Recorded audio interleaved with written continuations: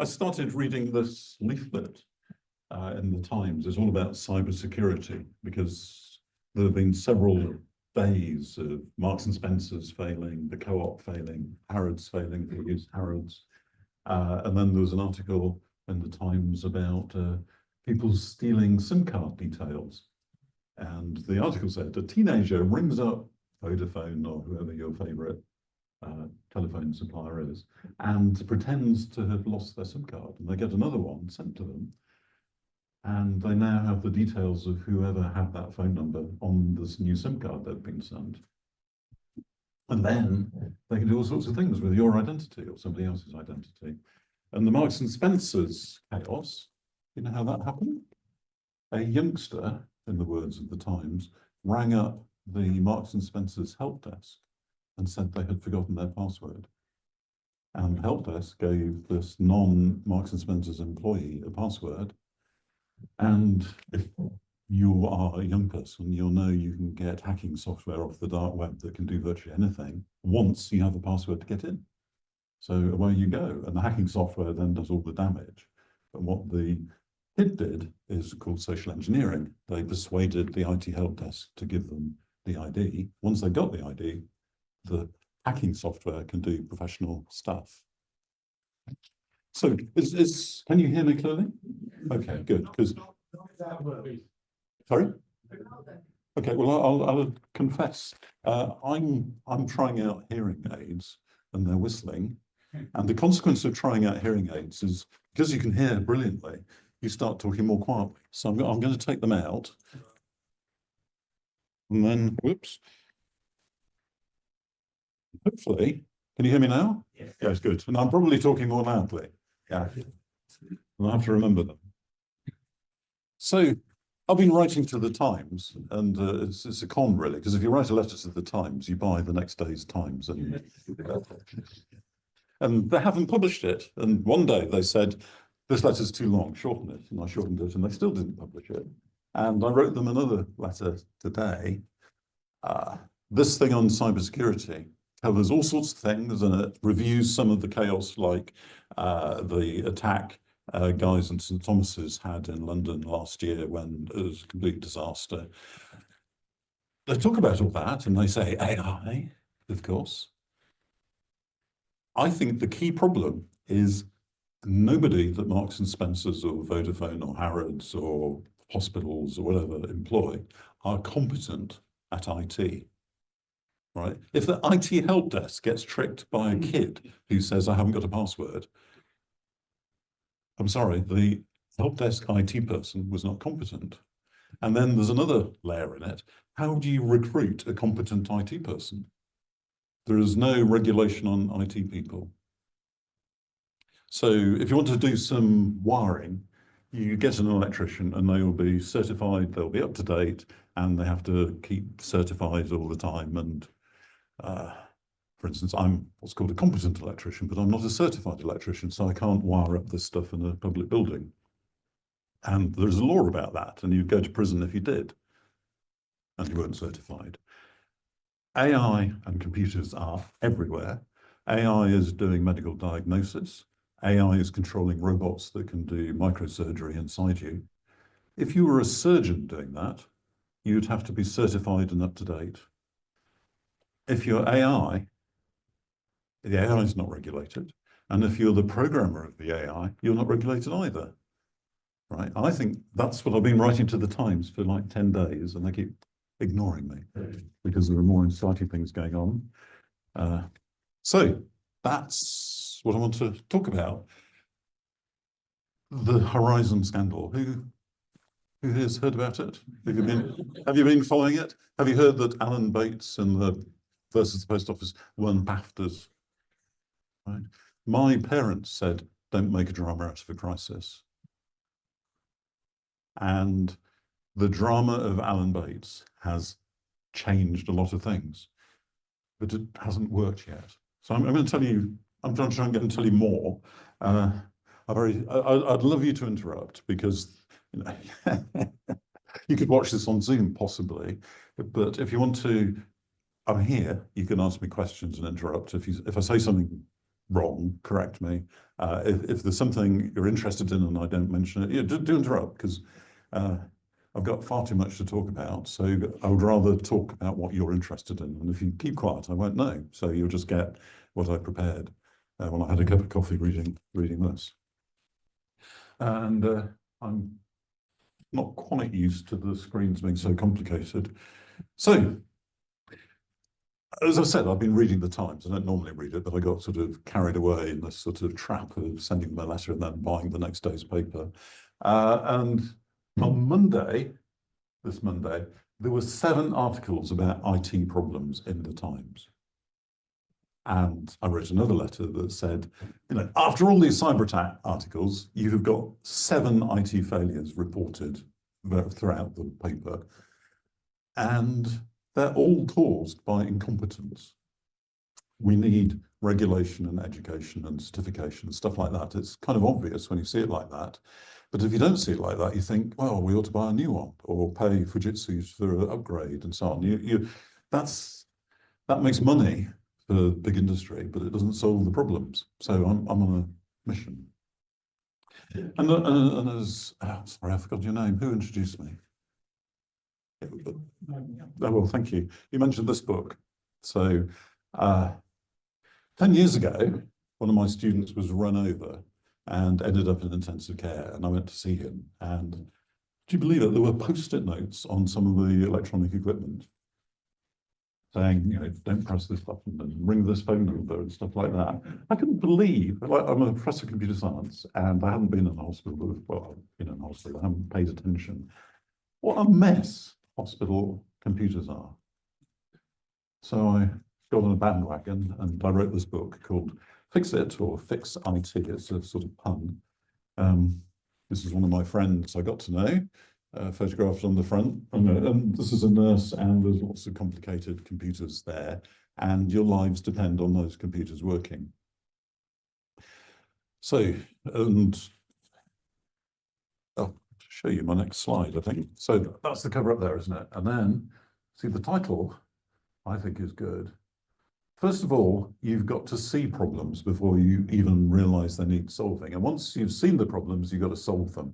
And that's the subtitle of this book, How to See and Solve the Problems. Because a lot of people in healthcare, to be fair, they're so busy, they don't have a chance to see the problems. And then they don't solve the problems. And then sometimes the nurses get blamed for the problems that have happened.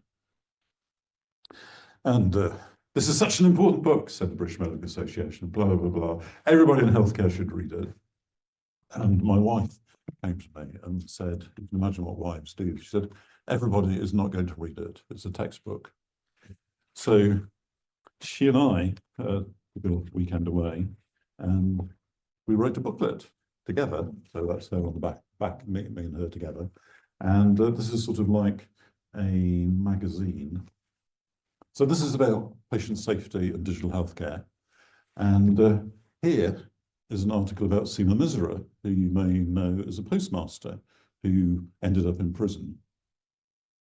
And the reason that's there is because this is the same story as which radio the previous page. It's the same story as this. So post office scandal had something like 2,000 postmasters wrongly accused. 1,000 of them convicted, and 1,000 of them roughly made some sort of settlement out of court and probably paid the money the post office said they were owed. This is a story about 73 nurses in a hospital who were all accused of criminal negligence. I'm trying not to swear, because there was a broken computer system. One of the nurses committed suicide. It's the same horror as with several postmasters committed suicide. Some of them had bombs thrown into their houses and things. It's your local postmaster has let you down, so vandals start vandalizing. It's horrific. And the same sort of thing happened to the nurses, 73 of them. And I know a lot about this because I was an expert witness in the court. And that's one reason why I'm campaigning to sort things out, because none of those nurses should have been accused. an engineer from the manufacturer of the computer system had deleted a lot of data, which created the impression the nurses had falsified their patient records. And the nurses were looking after patients who were seriously ill, and this was some of them ended up, because just like in the post office case, some of them pleaded guilty because they're advised if you plead guilty, you'll have less of a sentence, and they ended up with custodial sentences. And it was all fiction. Well, fiction's a very polite way of putting it. So I'm talking about the post office scandal, and I'll tell you a little bit about it. This is a slide. Oh, yeah, it's coming up there. Fujitsu, who made the Horizon system, which sort of was a source of many of the problems, they're still getting lots of money. They've just got 3 billion in public sector contracts, despite the post office scandal still not. And there's something much bigger. It's not just Fujitsu. The whole culture is a mess. Here's a minister saying, I wish I'd asked more questions about the post office. And here's another thing. This is a couple of days ago. The post office is going to spend something like 492 million to keep Horizon going until 2023. So Fujitsu is going to get that 500 million. And then there's more than 1,000 postmasters could have used a second system we haven't heard much about, and it's not Horizon. And then there's this little thing I've got in the middle. Yeah, now I'll enlarge it. There's sort of the bigger problem. This is a chap called Tim Parker. He was a chairman of the post office, and he is chairman of His Majesty's Courts and Tribunal Service. Right? Okay. Talk about conflicts of interest. And have you thought, the post office claims to be a victim. The post office is the prosecuting agency, and and so on, and the post office is not paying compensation. That's another layer of conflicts of interest. So it's not just the computer scandal; it's a cultural scandal, and these people earned a huge amount of money while they're at it. And I had a chat with one of the barristers involved with compensation claims. He was spitting because the post office has spent, when I had breakfast with this barrister, £60 million on paying law companies not to pay compensation. Because the post office is still living in a world where this is bad PR. And you've already done that, stop worrying, just pay it. Or why doesn't the government, seeing as the government's virtually paying all the money anyway, why doesn't the government pay it directly and get the post office out of the loop? Have you read this book? Which I've got over here. This is the Great Post Office Scandal, and it's a page turner. It's surprisingly good, actually. And if you're interested in anything, I say this is it's a non. I'm going to tell you some technical things. This is a non-technical discussion of the scandal, and I highly recommend it. And this is a slide from Mr. Bates versus a post office I took off my TV screen, and here's a Justice for the Post Office Victims. The actor has got into campaigning as well. And the government, against advice from the courts, passed the Post Office Exoneration Act. And this is a very dramatic thing, because normally the government and the legislature doesn't interfere with the courts, because they're supposed to have separation of concerns.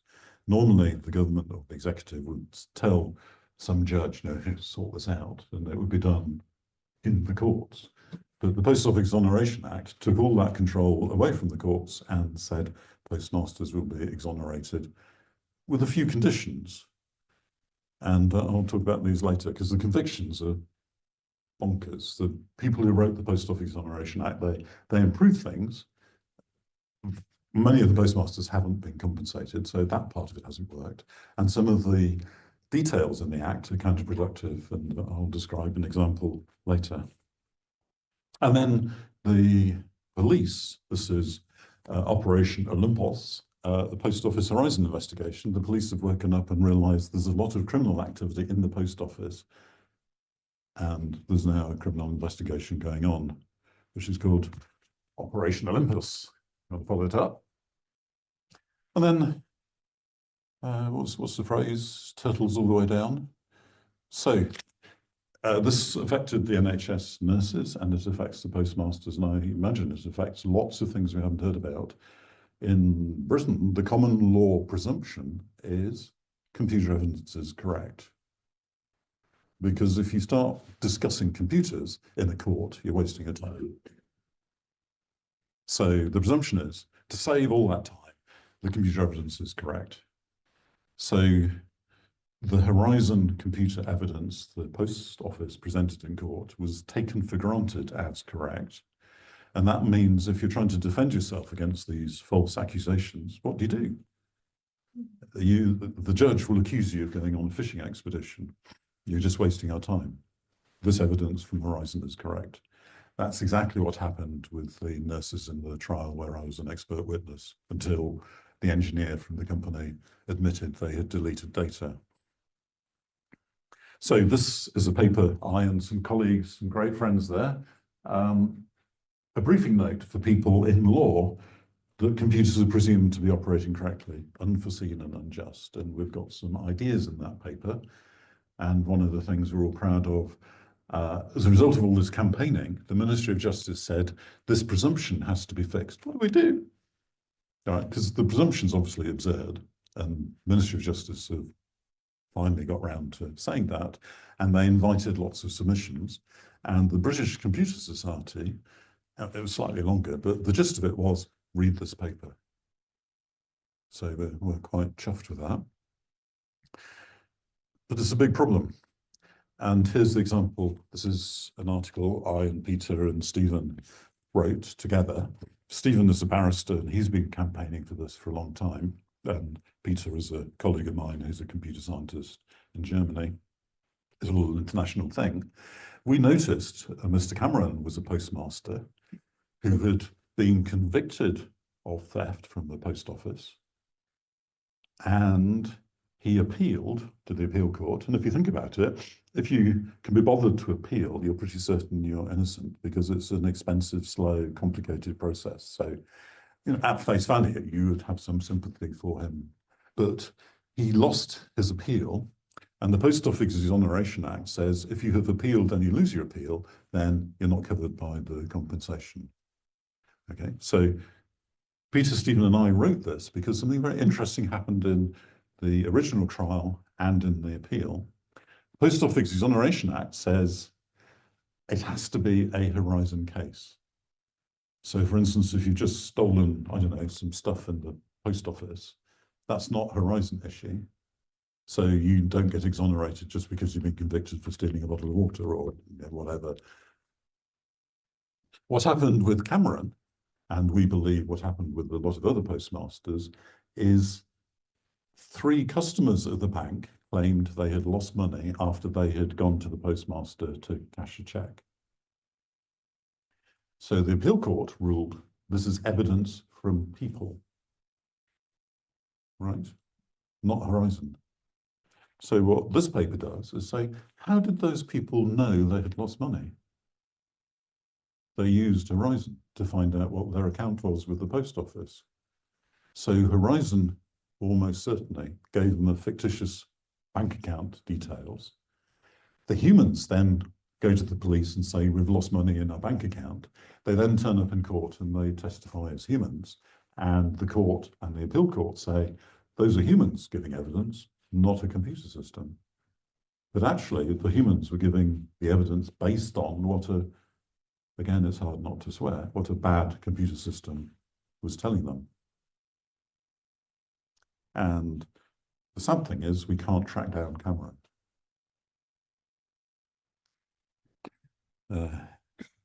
So, have you heard this? This is the largest miscarriage of justice ever in Britain. I mean, you can have some details about that. People who are executed, there's a huge miscarriage of justice. But the sheer scale of this, the thousands of people who have been wrongly prosecuted, is a miscarriage of justice on a huge scale. And this is my message.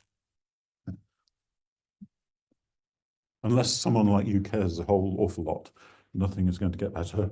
It's not. Right. I'm giving this talk. I mean, the reason why I'm a professor is I want to change the world, but I can't do it on my own. I want some of you to come out of this room and I want you to be angry and I want you to do something about that and direct it to sorting things out. And read this to your grandchildren. So, this is a talk about post office computer scandal and how to make sure it doesn't happen to you. So, it isn't a post office scandal. I doubt many of you are postmasters. It's a scandal with computers, and computers are everywhere. I'm sure you use a computer. You might be a nurse. You use computers. You can't avoid it. You might be driving a car which has got ABS brakes, computer controlled. ABS brakes fail. It's your fault. Well, of course, it's not your fault. It's something went wrong with the ABS brakes of the ABS. But how do you prove that when the presumption is the computer evidence from the brakes is correct, and your experience driving the car that goes out of control, it isn't. Or if you're driving a driverless car like a Tesla, the car can do anything, and Teslas have killed people. So, how to make sure it doesn't happen to you? I teach students, and this is volume 1 of what used to be 7 volumes, and it's now about 9 volumes, and it's called The Art of Computer Programming, Volume 1, Fundamental Algorithms, and it's a really good book, and I teach it. And the thing I want to show you is up there. What's it like inside? Because if you go into anywhere and pick up a book about programming, it's actually just a bit of text, and you write it and it runs. It's very easy to program. It's very hard to program well. Very hard. And this book is about programming well. And I'll show you, it's got exercise, it's a textbook, it's got exercises in it. And I just opened it this morning and photographed some of the answers. There you go. This is not easy. And this is first year programming. And I will show you soon, the programmers at Fujitsu clearly weren't very good programmers, and they certainly weren't up to the first year level in the computer science department at a university. I mean, it's circumstantial, but there is evidence they would not have a clue what this is about. Sorry, can I ask a question there? If you Fujitsu program was set up a long time ago, isn't it? Yeah. I mean, yeah. How long ago? I think the post office started using it in 1999, roughly. So what I'm sort of implying is that people working on it are probably out of date. Oh, well, I'm out of date anyway. So this is now the 3rd edition. The first edition came out when I was a student, so in the 70s, or maybe 76. This, I think, the first edition of this came out. So people in Fujitsu should have read it if they claim to be good programmers. And what does it say? Bill Gates is quoted on the back. If you think you're a good programmer, read The Art of Computer Programming and send me a resume if you read the whole thing. And the point of this slide is most people, when they see that complexity, their eyes glaze over and they see nothing. They go into denial. And in fact, what happens is you see something exciting and say, I want to buy a new iPhone. And you think, buy a new Fujitsu Horizon, buy AI. And you're ignoring the complexity of that and all the assumptions you're making. And this Rishi Sunak was the Prime Minister when the Post Office Exoneration Act went through, and there was this cartoon that came out. It's outrageous, because he's watching Mr. Bates versus the Post Office. If only we'd known sooner. And it was public knowledge. It was being published in newspapers, and people were saying, this is a problem that needs sorting out. But the Mr. Bates versus the Post Office made a public outcry. So people like you, people like us, can change the world if we start campaigning. Whereas if you just read something and your eyes glaze over, nothing will happen. And here's a completely different story. Foreign students coming to Britain have to do an English test. which, guess what, is marked by a computer program. And the computer program had bugs in it, and 35,000 students were deported because they had not passed their English test, but actually the computer made a mess of it. It destroyed my life. And of course, those 35 students are no longer in this country, so somebody else's problem. But it's the same underlying problem. Okay. So I and my wife have basically this little magazine booklet has got some of the stories from the thick one, and they're presented in a nice readable way. And if you know any nurses or doctors, this final bit is a checklist on what to do if you're accused of making a mistake. So that's the book, and I'm going to tell you about Y2K. Do you remember? Are you old enough to remember that? But the reason I'm telling you about this, I know it's 25 years ago, but this is a really simple bug. And you can sort of see how people walk into making bad programs. So, and the bug is easy to explain. So the story in here is about people who are having their babies tested for Down syndrome. So you take some blood and you do some genetic stuff, and you end up with a computer program that says, with this data, you're 20% likely or 100%, or, you know, or something like that. You end up with a number. And of course, the number you get and the blood levels you get depend on how old you are, right?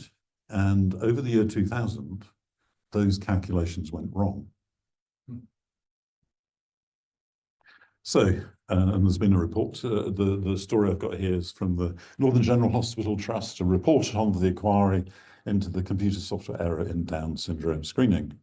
So, this is from page 22, and I think, yeah, this is complicated. Normally, I would cheat and I would know what the next slide was, but I can't have, all these screens are showing you the same thing, so I don't know what the next slide is. I think I've highlighted the sentence. Yes, yes. So this is from that inquiry.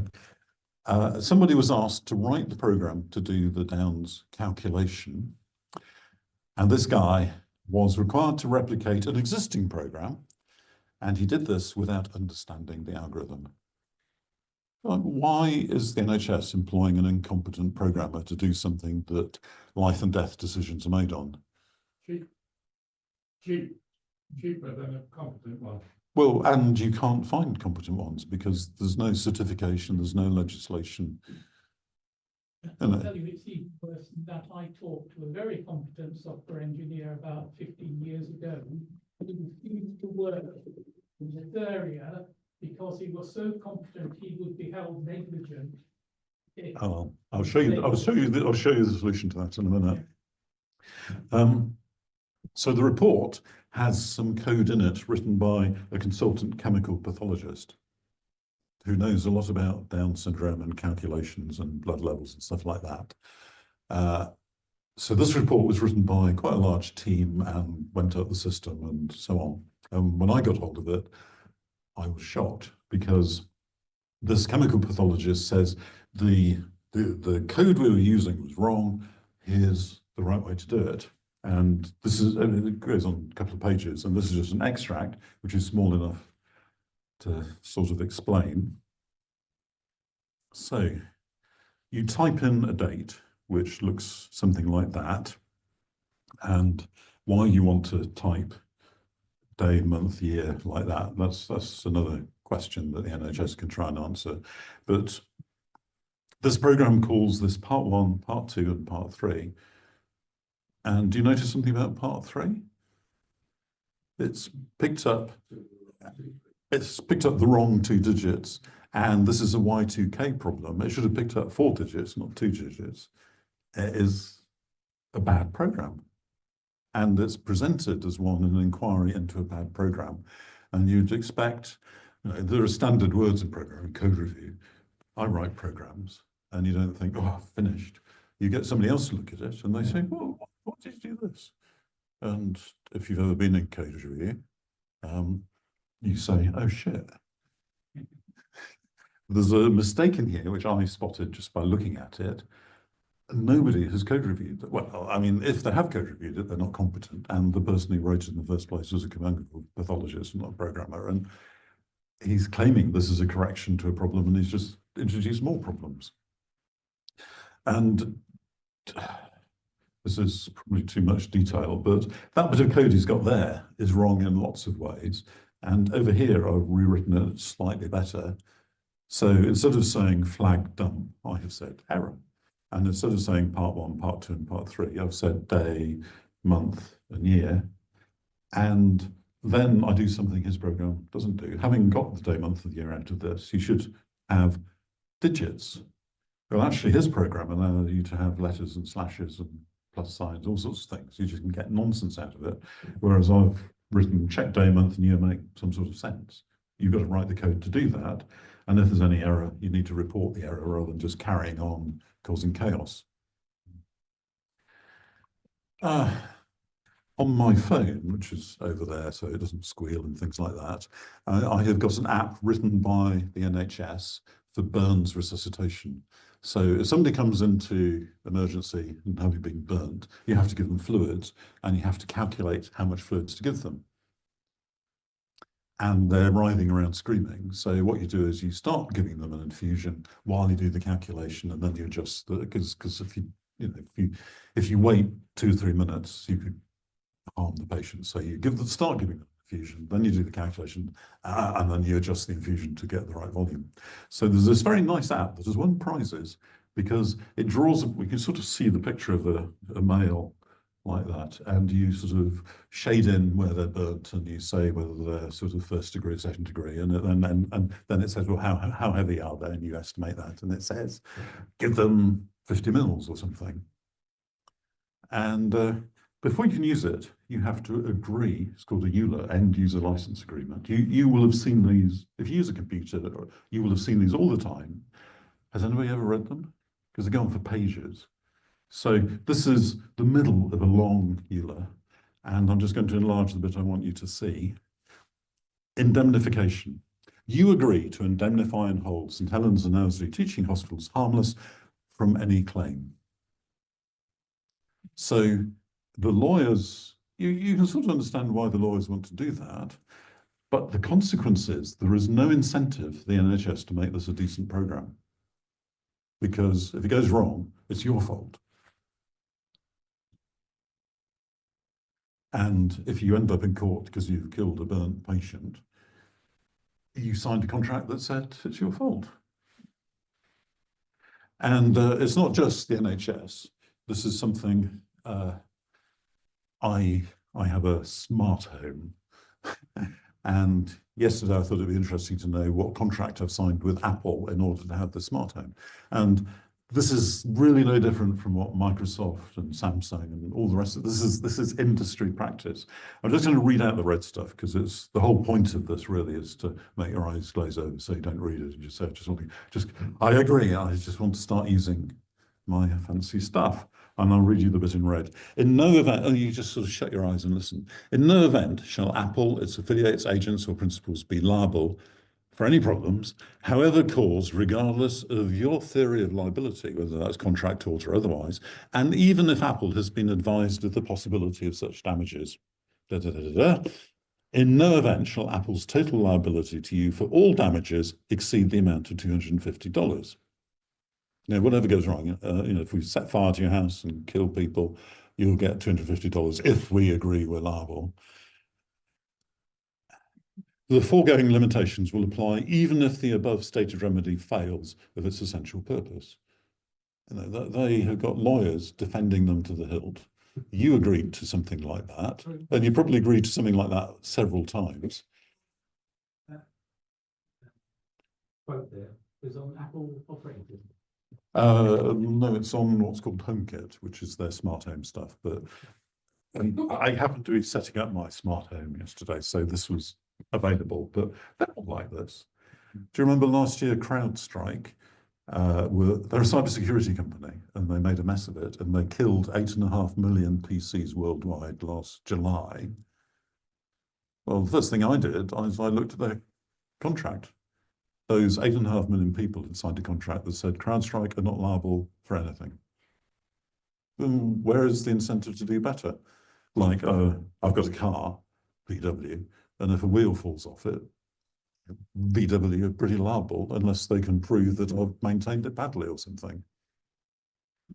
If you do anything with the computer, the programmers and the manufacturers are not liable because you have gone down a rabbit hole with these EULAs, these end user license agreements. This needs fixing. Now, I want to show you some incompetent programming from Fujitsu. The inquiry has published, Post Office Horizon Inquiry has published some of the code, and of course I'm interested in that sort of thing. And that there, if you want to find what I'm showing you, this is code straight out of the inquiry. Here's my first example. This is in the middle of a bigger program, and what do you think this does? So negative number positive. And vice versa. Yes, they've called it reverse sign, so it's negating a number. But it's a very funny way of negating a number. Subtract twice the number from itself, or if it's less than 0, take its absolute value. It's a bizarre way of doing it. Like, I think this programmer was trying to write more lines, so they earn more. They're probably paid by the line. This is a crazy way of negating a number. And why call it reverse sign when you could just call it, you can see the programming language has got a minus sign in it. Why not just use a minus sign? That's how everybody else makes a number negative. You say -3 and it's negative. You don't have to say reverse sign 3.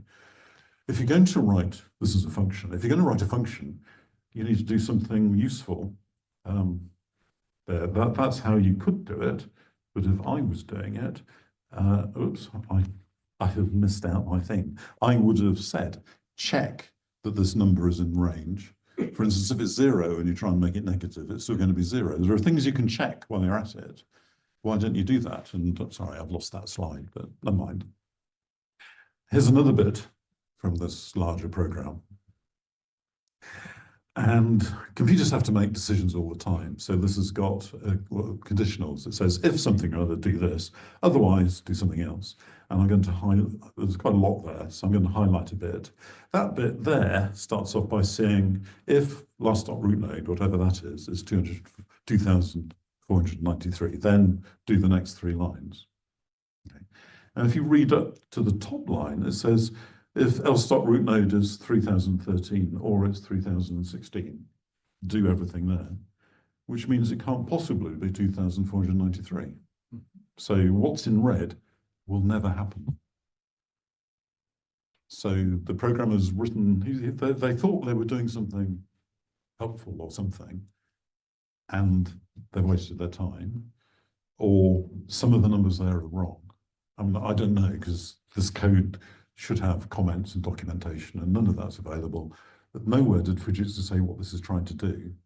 But I can say whatever it's trying to do, there's some code there that is deeply suspicious. That code in red doesn't run, either because they've made a mistake, these numbers should have been different, or they have written some code and lost track of it and never tested it and everything else. But that sort of error should be picked up by code checkers. I went to Europe, one of Europe's largest manufacturers of infusion pumps, and met their programmer. I was surprised there's only one programmer. And I said, what do you do about code review? Code review is when somebody else looks at your code. I mentioned it earlier. And he said, what's code review? And I then said what you just raised. Do you use static analysis? And he said, what's that? So static analysis is basically when you get the computer to analyze your code. And the great thing about getting a computer to do it is they don't think like we do. So if I have a code review person look at my code, they might have gone to the same university I did, and they will make the same mistakes I do. Whereas what's called static analysis, the computer won't make the same mistakes I do, and it will say, well, I know, they'll say hundreds of things, and all of them are shocking because you didn't see them as a human. Okay, I've just highlighted something in green. Do you notice the two lines in the top green and the 2 lines in the bottom green are the same? That means if the top line, if something or other, you're going to do the top green, and if not something or other, you're going to do the bottom green, which means you're going to do that whatever. And then you've got remit prods, whatever that means, becomes false or true, which is basically you could just get that straight out of the condition. You don't need to assign it. So that's how I would rewrite it. Right, you see that is some code Fujitsu wrote. I don't know what it does, but it does this. I don't know what that means. I mean, it does that, and this now, being simpler, is easier to understand and debug and everything else because it doesn't have those gross mistakes in it. But it raises some obvious question. What on earth are these numbers? Why, like you can see, you can write in the language Horizon are using, Fujitsu are using, L-balanced root node. I don't know what that means, but why don't they have a sensible word instead of 3017? Because somewhere else in the program will be 3017. Is that the same number or is it a typo? Whereas if it was a long word like L-balanced root node, if you make a typo in it, it's not a word. Whereas if you make a typo with a number, it's just another number. So they're called magic numbers. Using magic numbers, these numbers mean something, which is why they're magic numbers. It's a stupid way of programming. Here's another bit. Again, I don't know what this code is trying to do, and it had a long chunk which I have, it's called commented out. Those slash means this isn't programming, this is for you to read. So this doesn't do anything, but it is the same code that started off from Horizon. So if S is not equal to an empty string, nothing, then do something. The problem is, the first thing you do is you have a loop, and then there's another if S is not an empty string, do something. So we can, and at the end of it, we've got end if, and that end if doesn't end the if at the top because there's an end if right at the bottom. It's pretty odd. And then it says next, and you say next do as a loop, and you go round and round, and you have the next time. So that next is outside of the loop. It's not, those two lines there aren't doing anything useful. So let's get rid of them. And then you start thinking, actually, this do loop will just achieve nothing. So we'll get rid of it. So now we've got two tests that are identical. So you can get rid of one of them, and you've now got this. Right? And I still don't know what the code does, but it's a lot simpler. So I'm going to just call these A, B, C, and D. And what I have done, sort of before your very eyes, I said A was the same as B was the same as C, and C was the same as D, which is a lot simpler, so let's use D. Okay, that's how you reason, sort of a bit of hand waving, that's how you reason about programs. I want to know this program's correct. I have transformed through some steps I showed you. There's a simpler program that we all understand, potentially, and I've called it D. Does that make sense? I've relied on what's called transitivity. A equals B, B equals C, C equals D. So transitivity, A equals D. I haven't done some magic and got something completely different. D means the same as A because we've gone through some steps. That's how you reason mathematically. 2 plus 3, that equals 5. And now you can use 5 instead of it. And you do that all the time without thinking about it, but it's called transitivity and it's really important. Okay, and I was going to show you transitivity failing, but I think what I'll do is, if there's time at the end for questions, I'll come back to it because it's on a different screen and sort of I was going to run it in a program. JavaScript is the most popular programming language in the world. JavaScript doesn't support transitivity. I was going to show you that. I was going to show you A equals B, and it says true. B equals C, true. A equals C, false. Right? I was going to show you that and you could say, I don't believe it's for JavaScript, and I will type any JavaScript and it will do JavaScripty things. Transitivity fails in that language, which means you cannot reason like I have just shown you, which means you cannot write reliable programs, full stop, because you can't check them. You can't do any maths on them. So, for example, you couldn't possibly use JavaScript to write a reliable accounting program because the maths wouldn't be reliable because you can't check it. And it's the most popular programming language in the world. Every web page you use has a bit of JavaScript in it because that's the language HTML and JavaScript and the web use. Because JavaScript was designed to be easy to use, even if you're bad programmer, and it lets you do bad programming, and it's just sort of so embedded in the language, the transitivity fails. I've got these examples here as I was sort of spelling it out, which I'd forgotten about. There's a wider mess. Oh, this is JavaScript. Never mind.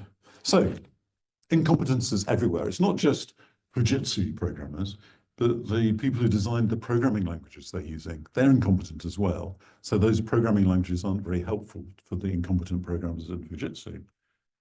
And the programming languages, I don't know what the language was called that Fujitsu used, but those, you write what's called a compiler to get those words that you can read into something a computer can run. Those have to be written in some language, and so on, all the way back. It's all a mess all the way back. So the programming languages are mad, and the programmers, if that's what you want to call them, they're incompetent. Well, some of them are very clever, but most of them,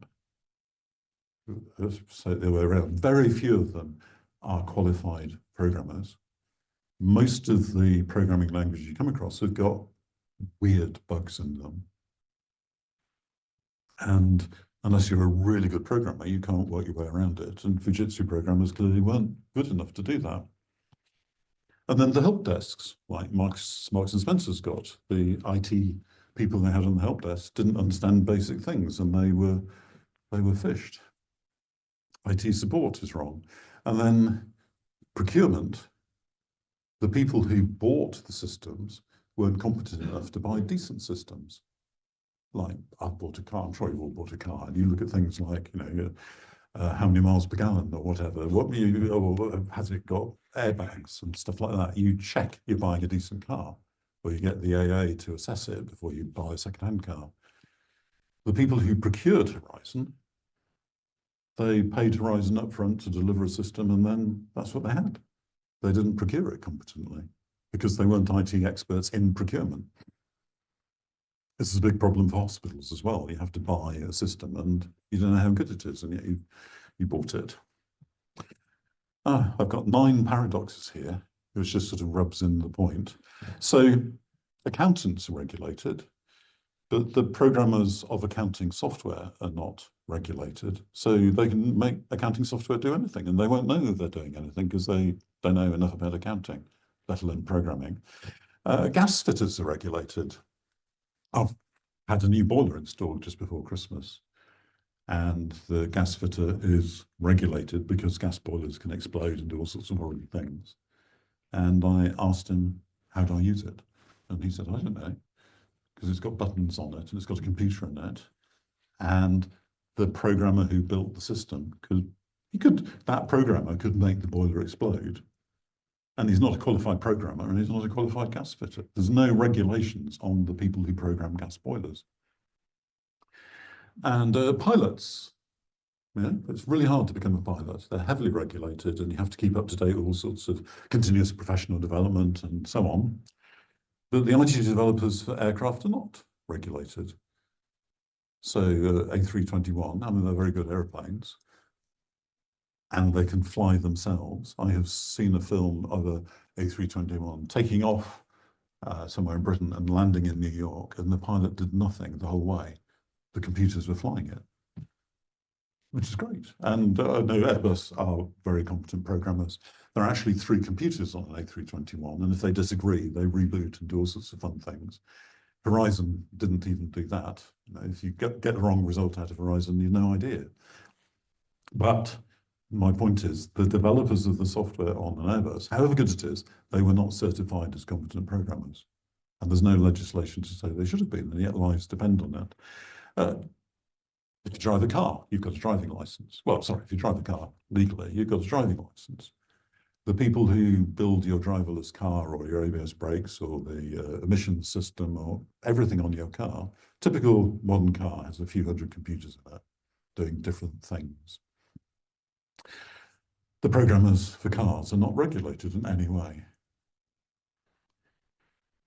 Vaccine developers, AstraZeneca's COVID vaccine, they're strongly regulated, and if you want to have a lab where you develop a vaccine, the lab is strongly regulated, and the people who operate it have to be certified, and you have different sorts of job roles that the law demands. And AstraZeneca and all the other people who develop vaccines, you get genomic data from computers. Everything the vaccine depends on comes from data that's come out of computers programmed by people who are not regulated in any shape or form. And yet the air conditioning in the lab is regulated, because obviously you don't want the vaccine to be contaminated, but there's no legislation that says the data has to be even remotely reliable. Doctors are regulated, and now they use apps and AI and stuff. And the app I showed you for doing burns resuscitation, I've met the programmer, and after he had developed the program, he decided he would like to do a PhD in computer science. So when he wrote the program, he was tinkering. Anybody can program in the hospital. And a lot of programs in hospital are done inside Excel, which lets, I'm not denigrating it, but secretaries can program a thing in Excel. Excel is not regulated in the health service because it is an office program. And depending on how this talk goes and which slides I've deleted, I have a screenshot from an Excel spreadsheet used for radiotherapy calculations. Electricians are regulated, I've emphasized that, because we don't want to get shocked, but anyone can program the smart devices. And I showed you the EULA you get from Apple, who develop smart devices, and it says they're not liable for everything. Whereas the electrician would go to prison if I got electrocuted from some incompetent wiring. This is 9 paradoxes. I've only got to 7. Radiation protection advices are regulated. But anyone can program X-ray machines. And if you've done a degree in computer science, you've probably heard of the Therac, which killed a lot of people. It was a classic case that's taught usually first year's courses on your programming is serious. You've got to get it right, because you will kill people if you don't worry. Therac's a classic case. And anybody can program X-ray machines. Well, that's because people don't understand how you validate a program. If you test a program, you can only discover there are problems. If you test a program and there are no problems, all you know is you have detected no problems.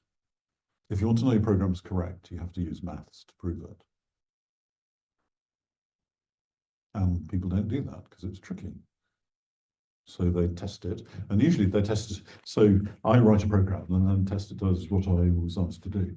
But of course, I might have misunderstood what I was asked to do, and then my tests test my misunderstanding. They don't test whether the program does what you wanted it to do.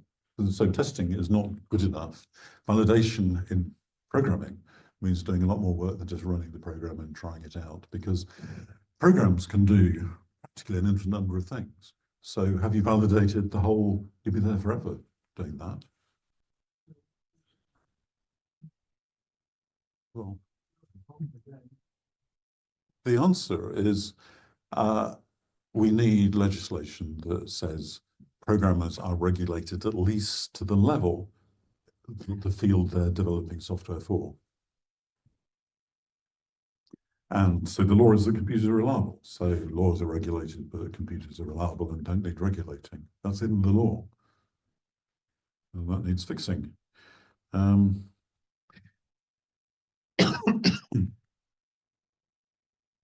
If we want to develop reliable programs, we can do. This is NASA's Voyager.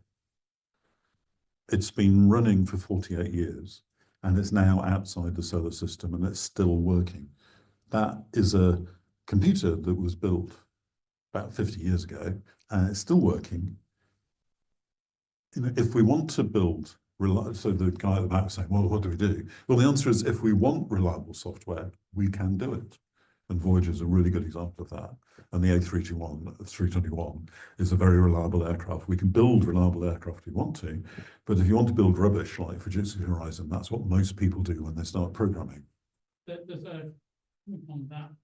A lot of the software from spacecraft of that era were produced by NASA's software factory, which had an incredibly rigorous process of verification and validation. Mm-hmm. And then they introduced NASA's faster, better, cheaper initiative. So the managers hadn't got computer science degrees, so they didn't understand why they had a problem. They closed down the software factory, contracted out all the software production, and the next thing that happened is they crashed the spacecraft into the surface of Mars Mhm. because of a software error. Well, you're sort of making the point I'm making, that if you have competent programmers, you can do a good job if you want to. And if the management decide to save money, there are consequences. And that's why you need regulation. I think it So- begins a bit early than that, because when I took my sons to look at universities to do electronics, on each of the proposed courses, they were saying they were going to teach software. And when I asked, how do you teach software quality control? They didn't know what I was talking about. No, I know it's a huge cultural problem. So I'm trying to convince you the post office Horizon scandal is not a problem. It's a symptom. It's a symptom of this deep, profound problem. I hope you go out of this room and realize programming is really easy. Children can program. Programming well is really difficult. And we ignore that at our peril. And the trouble is, manufacturers make a lot more money selling you rubbish programs and not worrying about it. And you end up with these subscriptions because they sell you stuff that's got bugs in it they have to fix later. Whereas when you buy, I don't know, something like this hasn't got any software in it. It has to work because the manufacturers can't update it while I'm holding it. Whereas if I hold a Burns app in here, it can be rubbish because the NHS can update it right now. So they don't have to pay much attention to it. Sorry. I think you're talking about complexity rather than software. I mean, the same thing may come if you start thinking biological systems. Yeah. They're incredibly complicated. Yeah. The other things like mechanical or civil are orders of magnitude, hundreds, dozens of orders of magnitude, often simpler. That's why you can test. Yeah. Well, computer science is about what's a famous chap called Dijkstra said. It's about managing avoidable complexity. And people just, you've got a program that doesn't do what you want. So you put a thing in here, if n equals 15, do something completely different, and you just make it more and more complicated. And if that's how it's very easy to program like. So I'll put it over here. So what have we got now? Yes, GE Aviation make jet engines. They do lots of other things. They make jet engines, and this is some GE stuff from their website that I stole. This is the CF34 engine, and it helped launch a new era in the regional jet aviation. More than 140 million flight hours and 113 million flight cycles later, it sets the standard for performance, durability, and world-class reliability. So they make, in their own words, they make an amazing jet engine. The reason I'm showing you that is because I went to a talk and a chap from GE put up this. This is a perinatal care system made by GE, and this is a subsidiary of GE Healthcare. And this is for looking after patients, yeah? And it's got those funny wiry lines on it because I photographed it during the presentation. And the next slide, no, it's the same slide and I'm just enlarging it. Let me just read you what it says there. This is not a medical device. It is not intended for diagnostic or treatment decisions. What's it for then? It's for perinatal care in, an ICU or somewhere, or a perinatal ICU. And yet, sort of part of the contract you have with that is you have implicitly agreed that this is not for use in care. So what I'm showing you is this is typical software. It's got a user agreement that the manufacturer's not responsible for anything. And yet this company, GE, can make really reliable jet engines if they want to. But when they're developing software for perinatal care, they don't care because their lawyers help them protect themselves. This needs fixing. It's a cultural problem. It's part of the problems the post office had with Fujitsu are a symptom of the same culture. Whoops. So I've shown you this, Dr. Seuss. How am I doing for time and questions and stuff like that? Because I wanted to show you some answers. So I chat to people about these problems, and there's the Health and Safety at Work Act, 1974, which has some stuff in it I'll read to you. It is the duty of any person who designs, manufactures, imports, or supplies any article for use at work to ensure, so far as is reasonably practical, that's where that phrase comes from, that's from the Health and Safety at Work Act, that the article is so designed and constructed as to be safe and without risk to health when properly used. It should be the duty of any person who undertakes the design or manufacture of any article for use at work to carry out or arrange for the carrying out of any necessary research to ensure that it is reasonably safe. That's in the law. Okay, now explain to me why that law isn't enforced for computers. But 1858, there was the Medical Act, 1858, and in the 1800s, there were quacks. Right? And basically, I've been telling you, a lot of programmers are quacks. Some programmers are brilliant, but a lot of them are quacks. And the problem is solved by the Medical Act of 1858. I'll just highlight a bit. Persons requiring medical aid should be enabled to distinguish qualified from unqualified practitioners. It's kind of obvious, isn't it? When you go to your GP, they are qualified and their qualifications are up to date. That is the law. And this act established that law. It's been tinkered with, different things ever since 1858, of course, and it established the General Medical Council, which is the organisation that regulates doctors. And unlike the BCS, which we were talking about a moment ago, the GMC was created as a new organisation to do what was required in the Act, whereas the BCS was an old organisation that just carried on in its old way it had always done and didn't change when it became a chartered engineering body. So what we need, okay, and there's a clause that says you've got to have evidence of the qualifications and so on. So it's all worked out, and that's just a letter I wrote to the Financial Times that says what I'm saying now, so you don't need to read it. So what we need is a Digital Competence Act, and this is admitting that I had this idea a year ago because I've called it Digital Competence Act 2024. I need to update that before I give this talk again. This is a bug in my talk, and thank you for helping me review it.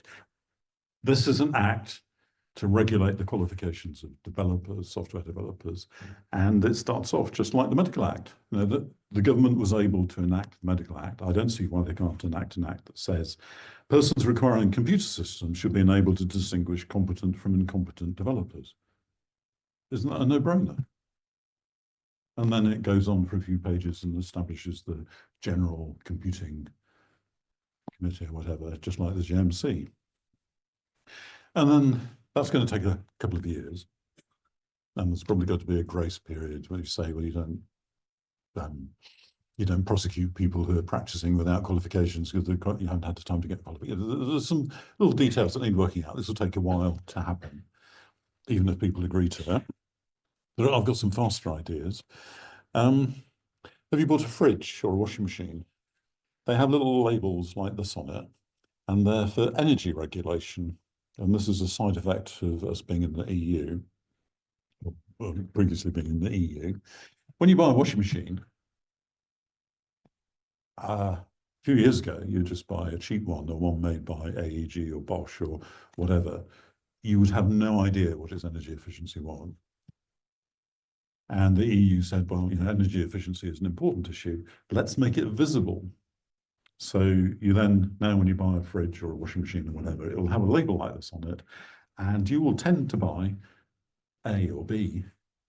And you don't mind paying a bit more because the running costs will be less because it will be more energy efficient. And I'm hoping the next slide, yes. That idea is so successful. It does nothing other than telling you what the energy efficiency is, but the market starts buying more energy efficient things. And then the EU says, we've got to revise the scales because everything has ended up being A-rated.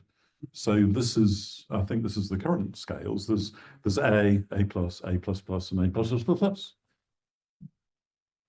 And when I looked into this, I bought some tyres for my car. Tyres now have rating labels. And the fun thing about the rating labels on tyres is they have fuel efficiency, stopping distance, and noise. And there are three. So if you want a quiet tyre, you can buy a quiet tyre now. And if you want a good, good short stopping distance, you can buy a tyre that does that. And apparently Michelin disagreed with this because their tyres last a long time and the EU wasn't measuring that. And they said, well, we can sort that out later because you can keep changing these rating systems, but the EU said our priority is stopping distance and energy and noise. So next time you buy a tyre, ask to look at that, and you might decide to buy, I don't know, Continental instead of Michelin or whatever. But without that label, you have no idea what sort of tyre you're buying. And then the next thing that's interesting is an independent organisation can do this. It doesn't have to be a government organisation established by legislation. You could set up the organisation that says whether the software system is any good, and you can decide on different criteria, and you can change those criteria as you go along. A label like this on Fujitsu would have been sort of FFFF or whatever, and the post office would say, do we really want to buy some crap? Or do we want to buy a better one? And they probably would have gone to Siemens or ICL or Apple, or I don't know. But part of the problem is the post office has no idea what quality software they're buying. So they tend to buy cheaper stuff. And the industry knows they don't know, so they don't bother making it any good. Whereas if there was a little rating system, how many qualified people did you have in the room while you're writing the software? You know, it's not hard to invent rating systems that would help. You know, perfection is the enemy of the good. You just need a rating system and people will start getting better systems. And then manufacturers will respond to make better systems, so they get better rating, and everybody ends up in a virtuous circle. And that works for fridges. And then there's voluntary improvement. So for car safety, there's a thing called NCAP, Neuro NCAP. And standing in front of you, I can't remember what NCAP stands for. It's the National Car, you can look it up if you're interested. So I and my wife wanted to buy a little car in around about 2017, and we were looking at a Fiat 500, which has got this. So this is a voluntary organisation that has rated car safety, and it's got so embedded, they get money from governments to improve car safety. So they started off rating car safety, and then they got into child seats and airbags, and sort of they got passenger safety as well as driver safety and pedestrian safety. It's become a bigger thing. They rate quite a lot of stuff. And so we were tossing up between a Fiat 500 and a VW up. Guess which one we bought? Right. So a voluntary organisation has become part of the system, and it is changing industry. I bet the Fiat 500 is now, or Fiat are now producing a better car because it was losing out to the VW up. Not that I'm representative of the whole population, but this sort of information influences people. There you go. It's a good place to stop, isn't it? You can, I hope I've told you there is a problem that needs solving, and you can do something about it.